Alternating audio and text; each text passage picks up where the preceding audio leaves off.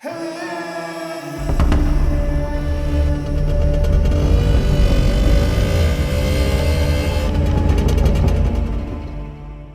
this is Daniel with TEXAS-TUK. In this video, I'm going to talk a little bit about the history of Piaggio and Vespa.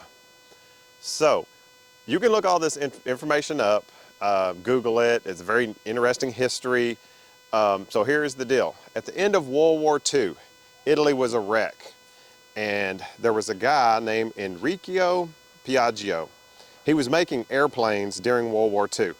So when the war was over, he didn't need to make airplanes anymore, and he had to get his factories up and running, he had to get his employees working, and he thought about this idea: let's mobilize Italy. We've got to get the whole country back off the ground.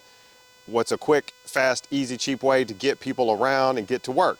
So he had thought about the scooters. He had seen very early American scooters, and he wanted to design one for the Italian people. So that was his idea. His last name was Piaggio. So he wanted to come up with a scooter. He talked to his designers, and the design that stuck is what is now known as a Vespa scooter, one of the best-selling scooters in the world. And they've sold millions and millions of Vespas. Now, the end of the World War II was 1946. So the first Vespa that came out was 1946. And it's called a Vespa. In Italian, that means wasp. At the same time, Piaggio and his designers knew that Italy was also going to need some small work trucks.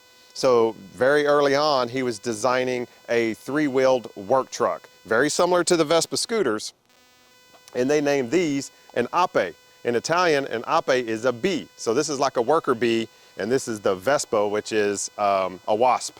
And some people say it's because of the sound that it makes. It's a two-stroke engine. It has this little pop, pop, pop, or this little buzz. You know, so again, you can look at all the history. It's very interesting. But Piaggio is the parent company of Vespa, which made these scooters from 1946 all the way into now. They're still making them. Same kind of designers. Very interesting history. And then throughout the years, the Ape and the design has changed. If you look at the very old ones, sometimes they started out as a scooter in the front, two wheels in the back, and they had a very simple box. Then they started adding a windshield, then they added a cab, and it, you know, over the years it changed. Sometimes they were very bubbly, they had bubble fenders like this, they were very rounded. That was in the 50s and the 60s. In the early 70s, they started to look more like this one, very basic work truck. So in Italy, it caught on.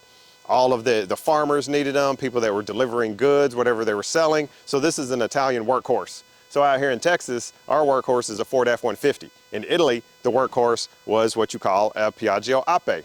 They would use them in the farms, in the fields, wineries, picking grapes. I've seen concrete in them. I've seen ceramic tile in them. I've seen them loaded down with watermelons. Whatever you needed to deliver or get out of the field or take into cities to deliver to it's a workhorse. And that's what they were designed for. Very simple, very basic. Either you're going to get around and get to work, or you're hauling goods. So very industrial, very basic, simple, easy to work on.